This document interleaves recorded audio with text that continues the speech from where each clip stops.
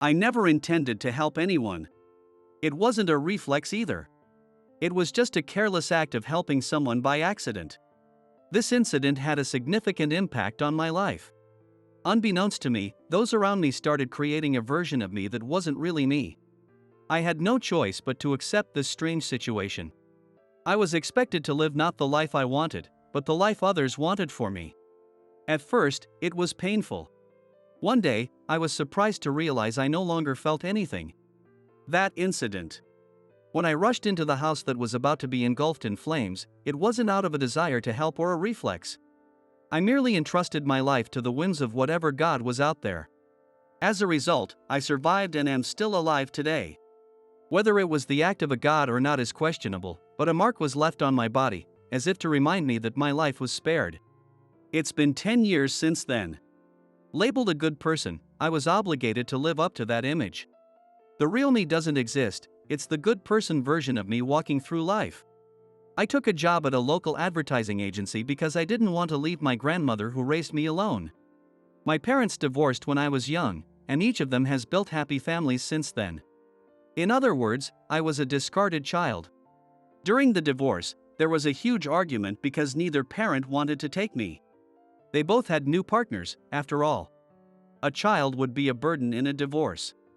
I was raised by my grandparents. I don't think I was a problematic child, misbehaving or being a shut-in. My grandparents who raised me with love have passed away. In the spring, when there was no longer a reason for me to stay in my hometown, a transfer order suddenly came my way. It was a transfer to the head office's sales department. Seeing this as an opportunity, I quickly sold the house and land I inherited from my grandparents and prepared to start a new life in a new place. But all that effort was wasted on the first day. David is a person full of integrity and courage, who once saved a girl's life by rushing into a burning house when he was in high school. Tom, the manager, introduced me this way during the morning assembly on my first day after the transfer, and my world went dark. I wanted a fresh start. I was serious about it. But my new colleagues looked at me the same way people in my hometown did. In that moment of despair, it was clear that even here, I couldn't be my true self. That personal story doesn't matter. A cold, exasperated voice said. I instinctively looked to see who spoke. There stood a woman with long, loosely curled hair, sharply dressed in a suit. She looked like a career woman and seemed unapproachable. But she was incredibly beautiful. I could believe it if someone said she was an actress. Her makeup was flawless, and her posture was perfectly straight. She exuded confidence. David, this is our chief, Anna. She will be your direct supervisor. Tom addressed me, seemingly ignoring her words. It looked like she would be my mentor as well. I'm David.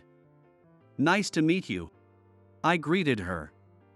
She looked me up and down, as if appraising me. I got a slightly unpleasant feeling. I'm Anna. Prove your worth to me by working hard, she said, completely dismissing my attempt to reach out. I sighed deeply inside. My new life seemed full of challenges, and I worried if I could make it. I couldn't imagine myself working well with this beautiful but stern boss. The only saving grace was the kindness of my colleagues. They quickly accepted me, the newcomer, and taught me the ropes, despite my lack of sales experience. Thanks to their help, I managed to fit into the new workplace by the end of the first month. Every day, I faced reprimands and harsh words from Anna. Initially, her words made me upset and depressed, but upon reflection, I realized she wasn't wrong. After that realization, I could accept her harsh words more sincerely. As a result, my sales performance began to improve rapidly. Now, I am grateful to her. It looks like you've finally grown into a decent employee. Let's have the welcome party we've postponed, Anna said to me around 2 months after my transfer to the head office. The welcome party was supposed to be held when I first transferred. The one who put a stop to it was, of course, Anna. She directly appealed to Tom, insisting that I needed to learn the job first before having a welcome party. I also asked him, please prioritize work, next to Anna. The fact that a welcome party was being planned meant I had met Anna's standards. I was more pleased about that than the actual party and couldn't help but grin. Thank you. You're still just halfway there. Anna gave a wry smile in response to my loud expression of gratitude. It was the first time I saw her smile. Even if it was just a wry smile. Even so, she looked incredibly attractive. The welcome party was held at a small Spanish restaurant that we had rented out. It had a small courtyard with tables, creating an open and inviting atmosphere. My colleagues seemed to be in high spirits in this relaxed setting. After the initial greetings and a toast, everyone started eating and drinking freely. This kind of party was a new experience for me. It felt very urban, making me feel a bit out of place as someone from the countryside. As I reacted appropriately to the conversations of my teammates, I thought about this. It made me realize that I still hadn't quite adjusted to this city. I sighed quietly, trying not to draw attention, and looked around the venue for a quiet spot to drink. In the courtyard, I noticed Anna sitting alone on a bench, sipping her drink. I discreetly slipped away from my colleagues, grabbed a few pinchos on a plate, and approached her. "Anna, may I sit here?" I asked softly. She looked up from her drink and glared at me. Her eyes were slightly red, which was surprisingly alluring. She seemed tipsy, but her gaze was steady. I might have chosen a bad time to approach her. A cold sweat ran down my back. "Sure," she said, slightly slurring her words, and scooted over to make space for me. Having come this far, there was no way I could say, "Never mind," so I cautiously sat down on the bench. I caught a glimpse of Anna's profile, and it wasn't her usual stern boss look, she just looked like a regular drunk. A really beautiful drunk, at that. "Here, have some." When I offered the plate of pinchos, Anna's eyes lit up with delight. The contrast with her workplace demeanor left me speechless. "You were thoughtful." "Thanks." She happily munched on a pincho, clearly in high spirits. She swung her legs like a child, causing her elegant high heels to dangle precariously from her toes. "You seem in a good mood." "I just love good food and good drinks." She reached for a second pincho as she spoke. It was clear she had been drinking quite a bit. Right after the toast, she had been her usual self. Perhaps she wasn't very good with alcohol. "Hey, tell me about your heroic story." "Tom mentioned it on your first day," she said with drowsy eyes. I sighed softly. It's not a story to tell to a drunk person. But with Anna looking up at me with eager eyes, I couldn't bring myself to refuse. "It's not much of a story." I prefaced my tale before starting to talk. "It happened when I was 17. It's a day I don't like to remember, as it was the worst day of my life. After my parents divorced, I was raised by my grandparents. I foolishly believed that one day either my father or mother would come back for me. My grandparents didn't talk much about my parents, which only fueled my faint hope. If they had bluntly told me, 'You're an unwanted child,' it might have hurt less. By the time I was in high school, I had various ways to search for my parents. I secretly looked for them, believing there was a reason they hadn't come for me. Eventually, I succeeded in finding their whereabouts. Back then, I believed there was a reason they hadn't come for me, and I was convinced that if I visited them, they would welcome me with open arms. That naive hope was quickly shattered. Both my mother and father were living happily with their new families. I remember feeling tears well up as I watched from a street corner while my father's family enjoyed a barbecue in their yard. I couldn't bring myself to call out to them. My mother was even worse. When I visited, she asked in a panic, "Do you need money?" Apparently, she had told her current husband that she had no children from her previous marriage.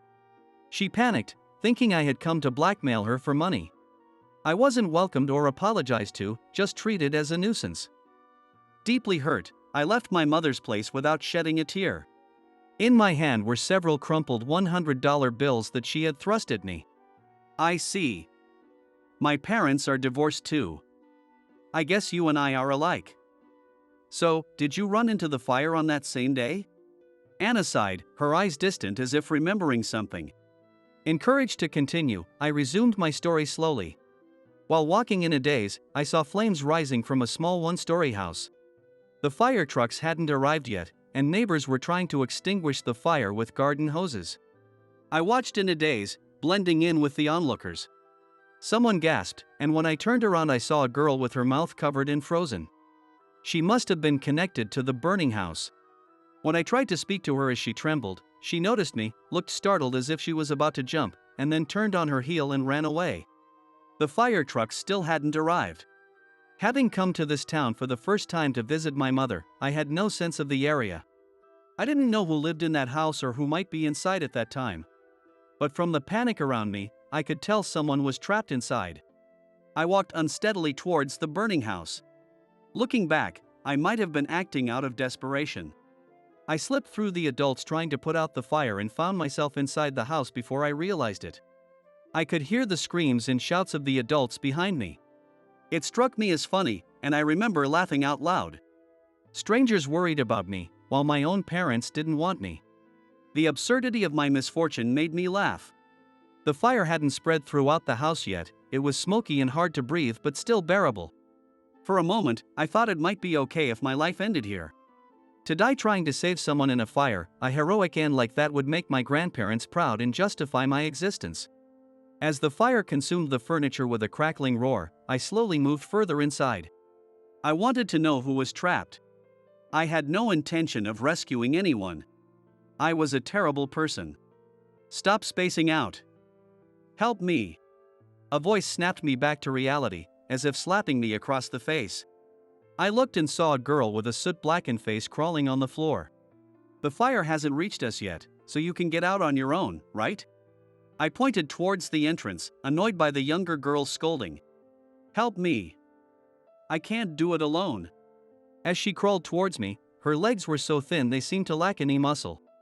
A wheelchair lay toppled over in the corner. You can't walk.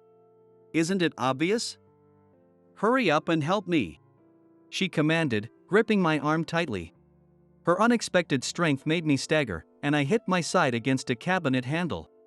I felt a searing pain and smelled something unpleasant. It seemed the handle was made of brass. As I staggered, my shirt rode up, and the handle branded my side like a hot iron. Ow! That hurts! I cried out instinctively. The smoke was getting thicker. It hurts, right? That's proof you're alive. I still have things to do, so get me out of here. You came in looking like your life was over. But it's not. I wondered how long she had been watching me. Startled, I looked at her. I felt a strong light in her eyes. It was a powerful will to live. Why do you look like you've given up on life? I'll take care of your life, so struggle a bit more. Her words pushed me, and I quickly picked her up. I'll never forget how light she felt. Light, but carrying a heavy life. The rest was a blur. As soon as I rushed out the front door, water was sprayed on me, and firefighters began hosing down the fire. That's when I blacked out. All I could focus on was the stinging pain of the burn on my side. That's my heroic story.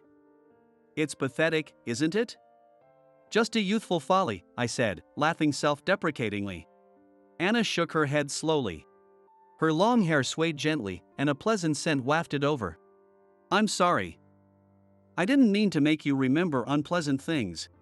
She touched my cheek with her slender fingers. Don't cry, she said. Startled, I touched my cheek and realized I had been crying without knowing it. I suddenly felt embarrassed and covered my face with both hands. Please don't look at me. I'm sorry for crying over something like this. Are you embarrassed? That's cute, Anna teased. Her words made me even more embarrassed, and I couldn't lift my head.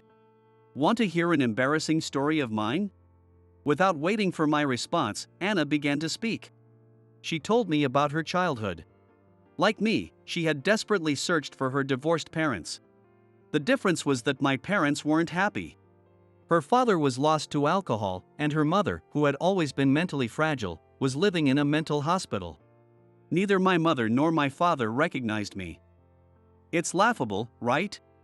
I couldn't help but look up at her after this unexpected confession, meeting her shy smile. So, I understand your despair. She said this quietly, looking straight into my eyes. After that, I had an argument with my childhood friend. Feeling desperate, she visited her childhood friend's house and talked about her parents. She laughed self-deprecatingly, saying she just wanted some comfort. But instead of comforting her, her friend laughed at her story. Her friend said, kids grow up without parents, and life goes on, which made Anna so angry that she pushed her friend and ran away. And then things got really bad. She stopped talking at that point. Sensing it wasn't the right time to ask for more details, I averted my gaze. A pair of expensive-looking high heels lay discarded nearby. The discarded high heels reminded me of the toppled wheelchair from that time. Slowly, I stood up, picked up the heels, and gently placed them on Anna's left foot. "Thank you," she said in a barely audible voice. I could only nod in response. From that day, after sharing our secrets, the distance between Anna and me gradually lessened. She remained a strict boss at work, but we began to share private moments, like meals and movies. Although we both felt a mutual attraction, we couldn't seem to cross the line. We shared many frustratingly ambiguous moments. "David, what should I do?" One day, after work, Anna stopped me, looking pale. I had never seen her so shaken. "What's wrong? You look really pale." Her anxiety seemed to infect me, and my heart began to pound. I got a message from Melissa, my childhood friend. She got my contact information through mutual friends.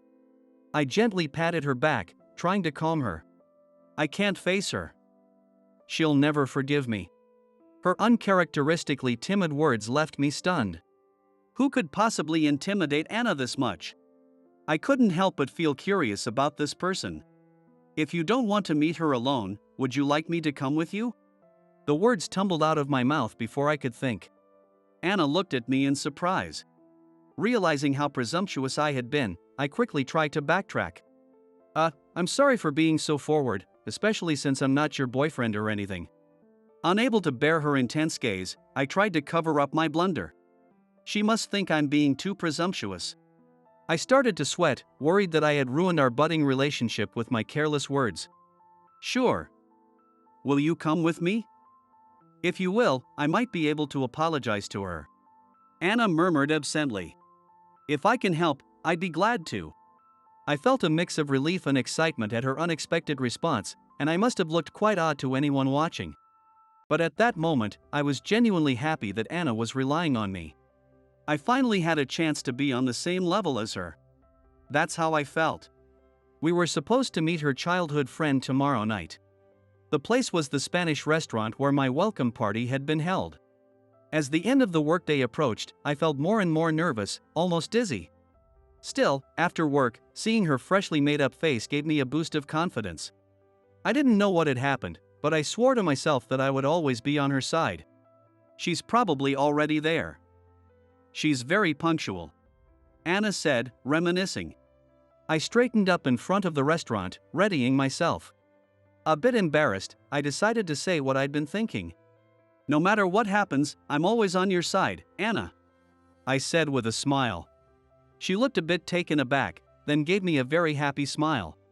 "Thank you," she said as she opened the door to the restaurant. The restaurant wasn't reserved for us today, so there were many other customers. The place was lively and packed. She told the server about our reservation. We were led to a table in the courtyard. In the dim light, I could see someone already seated there. Anna squeezed my hand tightly. Surprised, I tried to stay calm and smiled, saying, "It's okay." She led me to the table where her childhood friend was waiting. "Melissa, it's been so many years." At Anna's call, the seated woman looked up. A small face with very pale skin. But there was a red scar on her slender, pale neck. She brushed her long black hair over her back with a delicate hand and smiled at us. "It's really been a long time, Anna. How have you been?" Her voice was a bit husky. It was almost like it was worn from drinking. "Is this your husband? Or your boyfriend?" she teased, looking up at Anna.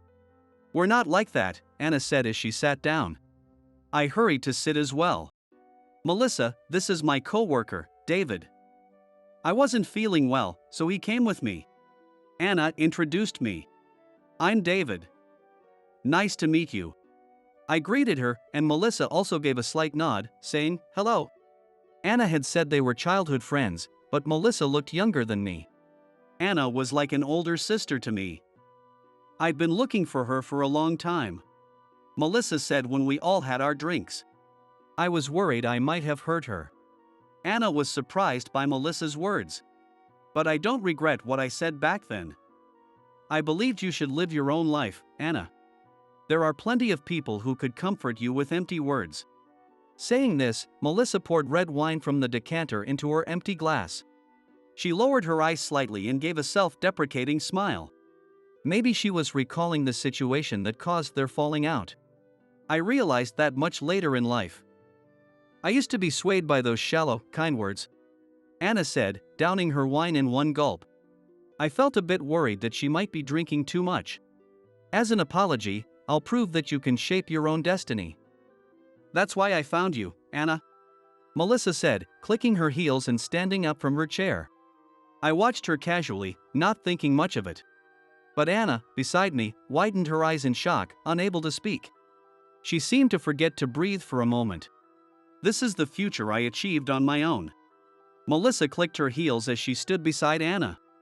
Then she twirled around, making her long skirt flare out like petals. Wait, you can walk? How? Why? How? Anna repeated how in confusion, and Melissa smiled wryly. I couldn't just talk big to you without proving it myself. The rehab was tough, but I managed. Sorry it took so long, Melissa said, and tears welled up in Anna's eyes. Apparently, Melissa had been in a wheelchair. Now, she was spinning around in front of us, fully recovered. It must have taken a tremendous amount of rehab and effort. And you, stand up for a moment, she commanded with a slender finger. I stood up, confused, and the next moment, she yanked my shirt out of my pants and looked at my side. I was stunned by the sudden action. I knew it. It's still there. Look, Anna, this heart. Remember? Melissa laughed, pointing at my side, urging Anna to look. With tears still in her eyes, Anna peered at my side. There was the scar from the burn. The heart-shaped mark from the handle was still clearly visible as a burn scar. That tacky handle design, just as it was. Melissa laughed heartily, seeing the 3 heart-shaped burn marks. I couldn't believe it, but her reaction was unmistakable. Could you be the girl in the wheelchair from back then? Melissa nodded yes and looked at me with incredibly kind eyes. Her compassionate expression made my heart skip a beat. How did you recognize me? Melissa chuckled softly at my question. Who wouldn't look into the person who saved their life? It seemed Melissa had been looking into me for a long time. And she said she was surprised by the coincidence that I became Anna's co-worker. Thanks for saving me back then. I'm returning your life that I owed. But honestly, I wanted to keep you all to myself. Because you were my hero. But I'll let Anna have you, Melissa said, smiling playfully at Anna. She looked a bit sad, and I didn't think it was just my imagination. Such a coincidence. So, you saw me run away scared when the fire broke out, David? Anna's words brought back the memory of the girl with a pale face running away from the scene. That was Anna. It feels like divine intervention. But I'm satisfied now that everything is resolved. God sure knows how to pull the strings. So, what exactly is your relationship? Melissa asked with a teasing grin, and Anna and I looked at each other as if on cue. Seeing Anna's face turn bright red, I knew this was the moment to make my move. Anna is my precious person. She's the only woman I want to protect by my side forever. I was surprised by the loudness of my own voice coming from the depths of my stomach. After a moment of silence, there was loud applause from inside the restaurant and from the other tables in the courtyard. Way to go, man, someone shouted, making me suddenly feel embarrassed. So, what's your answer? Prompted for a response, Anna nodded slightly and said, I want you by my side too. I felt like a miracle had happened. There was another round of applause and cheers from the restaurant. Melissa looked at us with satisfaction. Now I've repaid my debt. You better make sure you're happy with Anna, or I won't forgive you. I nodded yes vigorously at Melissa's words and squeezed Anna's hand tightly. We'll definitely be happy. Our lives are ours to live. I felt incredibly proud of myself as I said those words,